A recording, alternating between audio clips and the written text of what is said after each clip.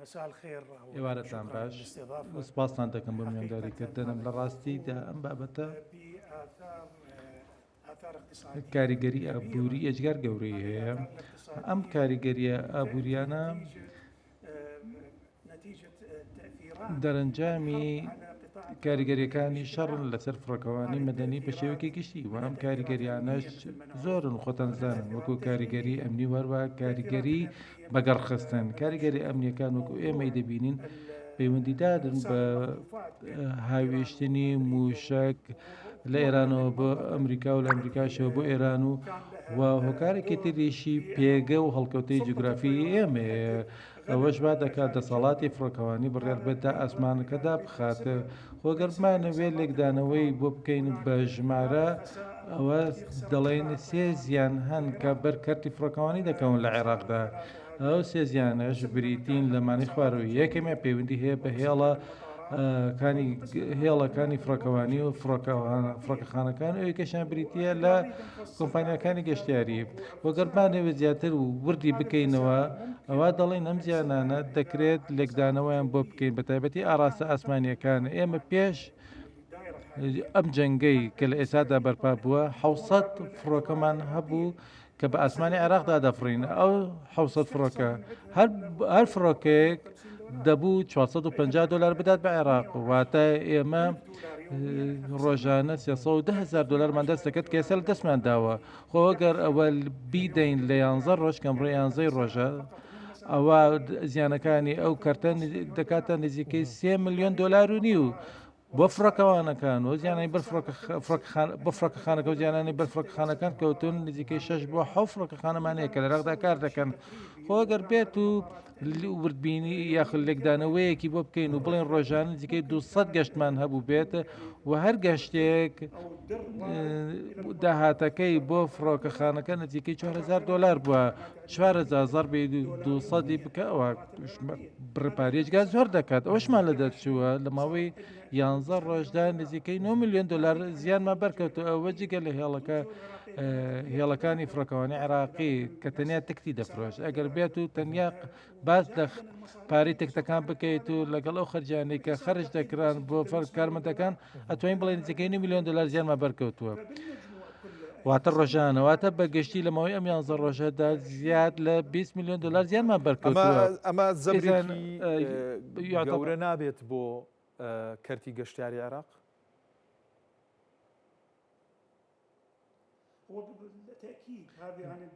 بێگومان ینی ئەوەی کە من باسی دەکەم ئەمانە زیانی ڕاستەخۆن کە تۆ زیانی ڕاستەخۆش ناڕاستەخۆشە هەیە کە بەر کۆمپانیەکانی گەشتیاری دەکەون و بەر ئەخە خزمەت گوزاریانەی تر دەکەون کە پەیوەندیدارن بە بابەتی سەفەر و گەشتیاری وەکو هۆتێلەکان و ئۆتۆمبیلی تەکسی و ئەمانە هەموو کاریگەری ئابووری ئەجگار گەورن جگە لەوەش فاکتەرێکی ترمانەیە کە ئەجگار گرنگە کەویش بریتە لە بابەتی ئەم جەنگەی کە بەرپا بووە کە دەبێت هۆی بەرزبوونەوەی نرخی تەکتەکانە ئەمەش بەهۆی بەرزبوونەوەی نرخی دڵنیایی کە کۆمپانیەکان دڵنیایی داوای دەکەن لە کۆمپانیەکانی گواستنەوە بێگومان کۆمپانیەکانی گواستنەوەژە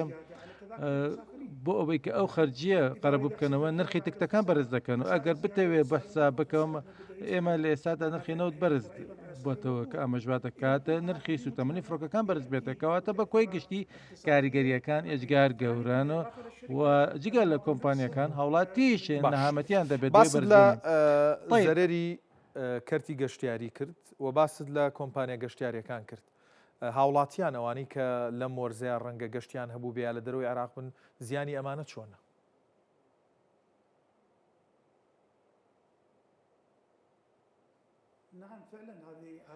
بەڵێ ئەوەش کێشەیە ئەوەژێکێکە لەو کێشانەی کە هاوڵاتی عێراقی ڕوبەڕووی دەبنەوە بە تایبەتی ئەو هاوڵاتیانەی کە لە دەرەوەی سنوور ماونەتەوەی گیریان خواردووە ئێمە ژمارێکی زۆر لە ئەو گەشتیارانەمانەیە کە لە ئێستادا لە وڵاتی هیندستانن من بۆ خۆم ڕۆژانە چەندین داواکاریم پێ دەکات و کە دەبێت کار بکەم کە چارەسەرێکیان بۆ دۆزینەوە چارەسەرەکەش کێ دەتوانێت بیکات یاخود بڕیارەکە کێ دەتوانێت بیدا بڕیارەکە دەبێتە شانەی قەیران ئەو بڕیارە بدات و دەبێت خۆتان دەزانێت ئەمە چەند فڕۆکێکمان هەیە بۆ گواستنەوەی نیشتیمانی لە دەرەوەی عێراق بە لێکدانەوەیەکی بچووک دەتوانین ئەو فڕۆکخانە بەگەڕ بخەین و ئەو کەسانی کە لە هەندستان گیریان خواردو بیانی هێنینەوە تەنانە خەڵکانی تریشمان هەیە لە پاکستان و تەلەفۆنێ بۆکردن وەفدێکی حکومیمان هەیە لە گیریان خواردویانە بگەڕێنەوە ئەوان دەتوانن ئەو گەشتیاران بگوازنەوە بە شوێنێکی نزیک بۆ نمونەوە فڕۆکەخانەکانی تورکیا کەنجێکن لە عێراقەوە یاخود فڕۆکەخانەکانی سعودیا ئێمە لە ئێستادا سعودیا بگوێرەی سیناریۆ کار دەکات کە پێی دەڵێن ڕێڕەوە تەنگە بەرەکان واتە داخستنی تەواو نییە ئێمە سیناریۆ داخستنی تەواومان هەیە کە تەنیا فڕۆکەوانی مەدەنی عێراقی چەند کەرتێکی تکاری پێ دەکەن بەڵام لە کەندا چەند سیناریۆکی ترمانەیە کە پێی دەوتێ ڕێڕەوە تەنگە بەرەکان کەواتە ئەو گەشتیارانەی کە گیریان خوارد و عێراقیان دەتوان لەو شێوەیە زۆر سەبارەت بە نیمچە داخستنی گەشتە ئاسمانەکان و ئاسمان ئەم بژاردە بۆ عێراق لە چەند ڕۆژی داهاتوو ئەگەرم جەنگە درێژێ هەبێ ئەبێتە بژاردەیەکی کراوەکە بەشێک لە فڕۆکەخانەکانی بکاتەوە یاخود مەترسیەکە بە جۆرێکە فڕۆکە بە ئاسمانی عێراقدا ناتوانێت بفڕێ.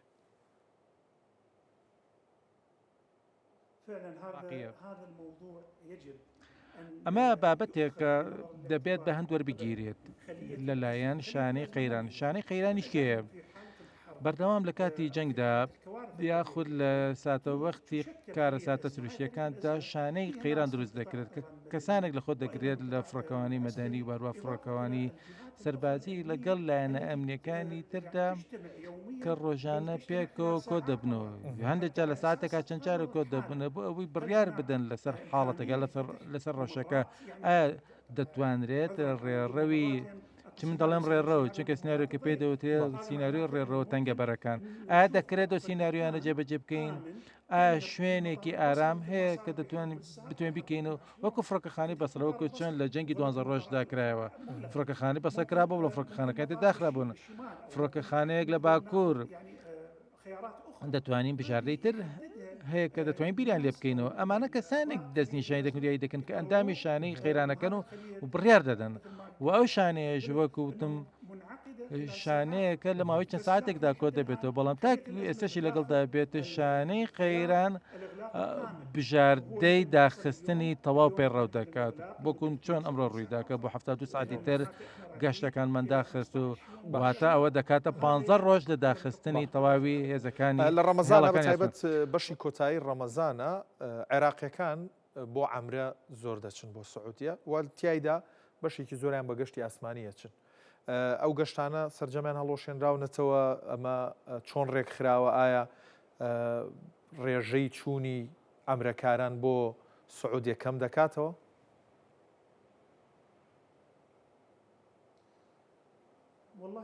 لتقليل عدد المسافرين دوبارەی دەکەمەوە بڕیارێکی حکوومەتە و حکوومەتە دەبێت و بڕیار بدە ئەوەژە بە هەند وەربگیرێت چونکە خەڵکانێکمان هەیە کە لە ئێستا لە سعودی گیریان خواردەوە چوون بۆ عەمرە و دەیانە بگەڕێنەوە بەڵام سعودیە کەمترین زیانی هەیە چونکە تۆ هاتوچۆی زەمینی تێ و پاسە هەیە و لە ئێستاشدا ئەم بابەتە کاری پێ دەکرێت بەڵام کەسانێکن ڕەنگە بیانێ سەفەر بکەن بۆ چارەسەری نەخۆشی کەسانی کەش هەن کە لە دەر وڵات دەژین و دەیانە بگەڕێنەوە بە عێراق باشترین چارەسەر لە ئێستادا ئەوەیە کە هێڵە کۆمپانیای فڕۆکەوانی عێراقی ئەوەیە باشین کارێک کە بکات بریتە لە بەگرخستنی ئەو فڕۆکەخانانی کە ئێستا لە فڕۆکەخانەی ئەنقەرەن هەندەی من بزانم و بەگوێرە و زانیاریکە لای من بن لە ئێستادا سێ فڕۆکەی هێڵی ئاسمانی عێراقی لە ئەنقەرەن بۆچی کۆمپانیای فڕۆکەوانی عێراقی ئەو فڕۆکانە بەگەڕ ناخە بە ڕەزامەندی دەسەڵاتدارانی تورکیا بۆ ئەوەی لە ڕێگەی هەرێمی کوردستان و بە زەمینی سەفەر بکرێت بۆ فڕۆکەخانەیەکی نزیک سنووری عێراق بەڵام لە ئاسمانی تورکیدا وەکو فڕۆکەخانەی شەرناق کە زۆر نزیکە لە سنووری عێراقیەوە دەتوانێت فڕۆکەکانی عێراق لەوێ بەگەڕ بخەین بەو شێوەیە ئەو کەسانی کە گیریان خۆ دەتوان لێ بگەڕێنەوە و ئەوانەشی کە دەیانوێت سەفەر بکەن بە شوێنەکانی تر لێرۆ بچن بۆیە پێم وایە بێت باشترین چارەسەری زۆر باش باسێکی ڕۆژهەڵاتی ناوڕاستمان بۆ بکە ڕاگررتنی ئەم گەشتانە بە تەواوی لە بەشێک لە وڵاتانی ڕۆژهەڵاتی ناوڕاست و کەندا و بەگشتی کەرتی گەشتیاری و کەرتی گەشتیاری بە ئەوانی کە لە ڕێی گەشتی ئاسمانیەوە دێن بۆ وڵاتانی کەندا و ڕۆژهەڵاتی ناوڕاست چ زەرێکی پێدەگە؟ إذا نريد نتوسع بعد أكثر من مانەوێت 15 زیاتر هناك فراوانی بکەین بابەتەکە بەتایبەتی ناوچەی کەنداوی عەربی ناوچەی ڕۆژهەڵاتی ناوەڕاستە چکە من راپۆرتەکەی بەڕێستم خوێندەوە زۆر ئەگەر لە ئەو وڵاتانی کە لە ناوچەکەتان ئاسمانی خۆیان داخستووە ئەم داخستنەش کاریگەری دەبێت لەسەر یەکەم زیانی ئابووری گەوری لێ دەکەوێتەوە دووەمیش کاریگەری دەبێت لەسەر جمجۆڵی گەشتیارەکان و ئازادی جمجۆڵ و گەشتکردنیان خۆ ئەگەرمانەوێت لەگدانەوەیەکی بچووک بکەین بۆ عێراقە لەمای ئەم دەڕۆژەدا نزیەکەی 20 میلیۆن زیارمە بەرکەوتووە خۆگەر نمونەیەکت بۆ بهێنمە لەسەر فڕۆکەخانە گەورەکانی تری ناوچەکە وەکو فڕۆکەخانەی دوبەی ڕۆژانە نزیەکەی زیاد لە 60 میلیۆن دلار زیانی بەردەکەوێت بۆ هۆی ڕاوەستانی گەشتەکانەوە لەبەرەوە لە دوبەی یاخود کۆمپانیەکانی هاتوچۆ گواستنەوە لە ئیماراتە لە وڵاتەکانی دراوسێ خۆیانەوە گەشتەکان ئەنجام دەدن وەکو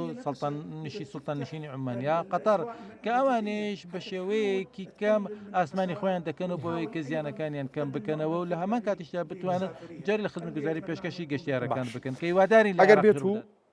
ئەم جەنگە بوەستێت لە ئەگەری وەستانی ئەم جەنگە بۆ دەستپێکردنەوەی تەواوی گەشتەکان وەک پێش جەنگە کە ئاسایی بێتەوە چەندێک کاتی پێویستە لە عێراق و لە ڕۆژهەڵاتی ناوڕاستیش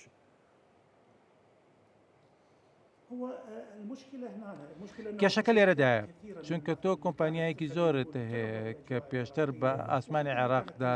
تێدەپەڕین و لە فڕۆکەخانەکانی عێراق فڕۆکەخانیان لە فڕۆکەخانەکانی عێراق دەنیشتنەوە ئایا متمانەکەیان و خۆی دەمێنێت بە ڕەوشی ئەمنی و بەجێرەکە ڕێگەیاندا جارێکتر بگەڕێنەوە بارودۆخی ئەمنی ئەوە متمانەیە کە هەیە ئەمە پێویستی بکاتە لەبەرەوە هەروەکو پێم وتی ئێمە پێشتر 700 فڕۆکە بە ئاسمان عێراقدا تێدەپەڕین لە ئێستادا سفرە ڕەنگە دوای کردنەوەی ئاسمان ڕەنگە وردە ژمارەکە زیاد بکە 100 200 پێشتر 200 فڕۆکە دەنیشتنەوە لە عێراقدا بەڵام لەوانەیە ئەگەر ئێستا بکرێتەوە ببێت بە 20 بۆ 50 ئاو بۆ شێوە زیاد بکات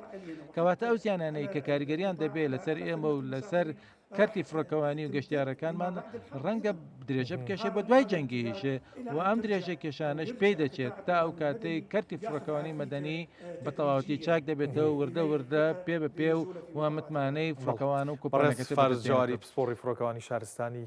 زۆر سپاس مادوومان کردی شكرا جزيلا شكرا لكم زۆر سپاس